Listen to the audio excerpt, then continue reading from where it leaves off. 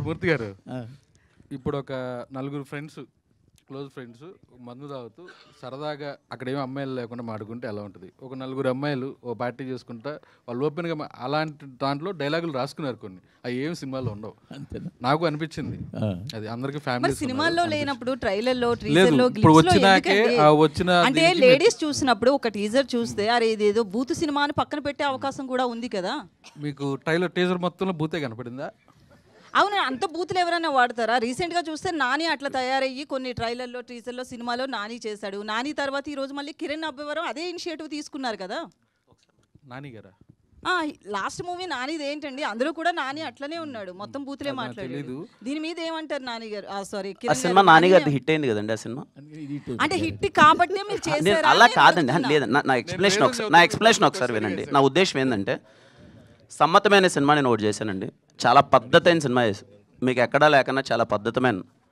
ఎందుకు మరి థియేటర్ అంటే ఇప్పుడు నేను తప్పుగా ఏ సినిమా గురించి నేను ఇక్కడ చేయొచ్చు, మీరు అదే పనిగా కిరణ్ అబ్బవరం ఇలా చేస్తాను నేను అడుగుతున్నాను.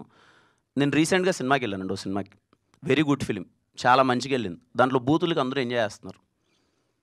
డజన్ మీన్ వాళ్ళు టీజర్లో పెట్టలేదని కాదు కదండి. మీకు అర్థమైందని నేను చెప్పింది. అవి సినిమాలో ఉంటే మీకు ఓకేనా?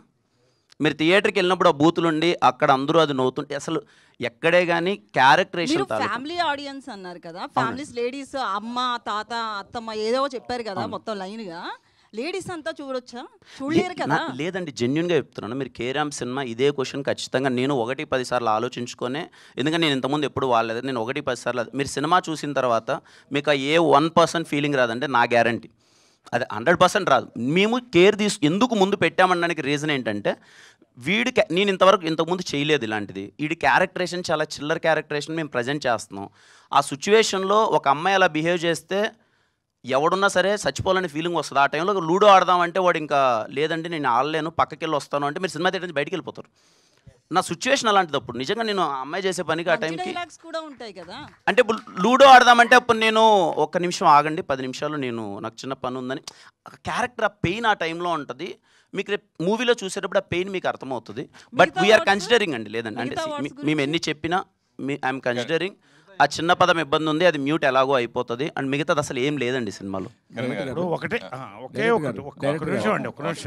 ఒక నిమిషం నేను ఒకటండి, లిటిల్ హార్ట్స్లో ఒక డైలాగ్ ఉంది, తగులుతుంది కొంచెం ముందుకు జరగని.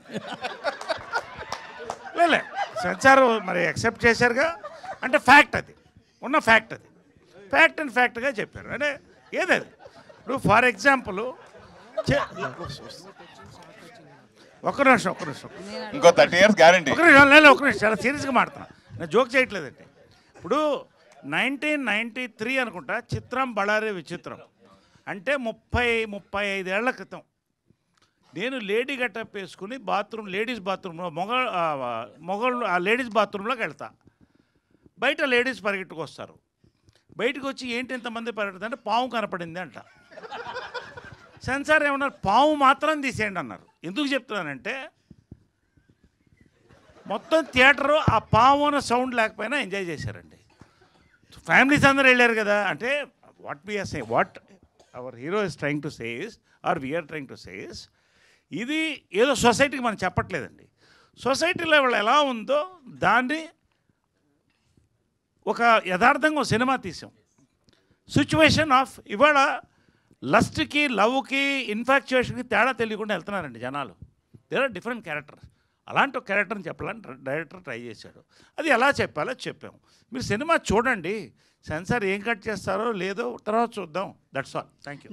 నరేష్ గారు, ఆ టీజర్లో గ్లిమ్స్ పక్కన పెడితే కనుక మీరు మాట్లాడే దాంట్లో ఎక్కువ బూతులు కనిపిస్తున్నాయండి. ఒక సీనియర్ ఆర్టిస్ట్ అయ్యుండి మీరు ఇట్లా ప్రెస్ మీట్లో అలా మాట్లాడడం కరెక్ట్?